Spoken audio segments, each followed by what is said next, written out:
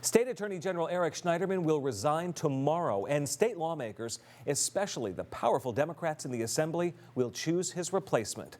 The soon-to-be former top law enforcer is accused by 4 women of assault. He built a career as a defender of women, but tonight it's over amid serious allegations of physical abuse. In a statement to CBS 5 News, Schneiderman says, "In the last several hours, serious allegations, which I strongly contest, have been made against me. While these allegations are unrelated to my professional conduct or the operations of the office, they will effectively prevent me from leading the office's work at this critical time." In a bombshell article published tonight by The New Yorker, State Attorney General Eric Schneiderman is accused of assaulting 4 women with whom he had relationships. All of the women say the violence was not consensual. One, named Michelle Manning Barish, says she was slapped by Schneiderman after they'd been drinking. She told The New Yorker it was horrendous. It just came out of nowhere. My ear was ringing. I lost my balance and fell backward onto the bed. He used his body weight to hold me down, and he began to choke me. Hours after the New Yorker story broke, Governor Andrew Cuomo called for Schneiderman to resign. The governor calls the allegations a damning pattern of facts and corroboration. A woman named Tanya Selvarton describes an on-again, off-again abusive relationship with Schneiderman to The New Yorker and says she sought medical attention. He was cutting off my ability to breathe, she said. Eventually, she says, we could rarely have sex without him beating me. In her view, Schneiderman is a misogynist and a sexual sadist.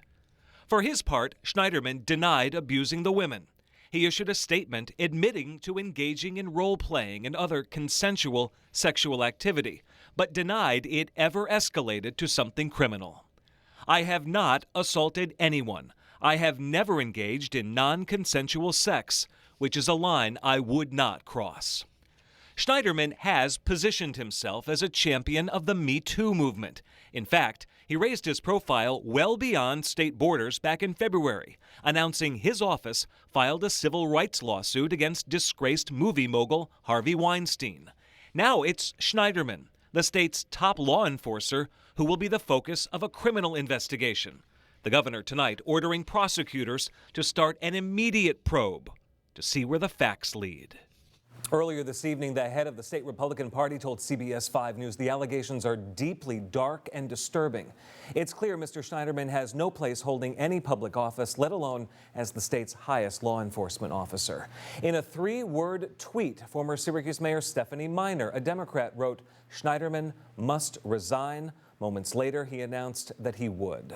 Reporter Emily DeFisciani of our sister station in Albany is with the live eye at the Capitol building in Albany tonight. Emily, this moved so quickly from the first report to the calls for the resignation, then the resignation comes tomorrow. Are heads spinning in Albany tonight? They certainly are, Michael. State leaders on both sides of the aisle here over the last few hours had been calling on the AG to resign. Here in Albany, we've heard from state GOP Chairman Ed Cox, who is calling the accusations of physical and mental abuse, quote, deeply dark and disturbing. Cox goes on to say that the accounts from the, quote, brave women who stepped forward to tell their horrific experiences must be treated seriously. We also heard from 2 local Democrats in the state assembly, John McDonald and Angelo Santa Barbara, both calling for resignation, saying the allegations against the AG are troubling and that an immediate investigation is needed. And of course, for people who live here in the Capital Region, the news has been shocking. We've seen many of our residents commenting on social media, demanding that the AG also step down. Michael? It was so interesting to watch email tonight because the calls for resignation were coming in from outsiders even after he announced that he would be resigning tomorrow. Do we have a handle on what happens next? We know he was running for re-election. It seemed he was going to win re-election. Do we know what happens next when it comes to this very important job?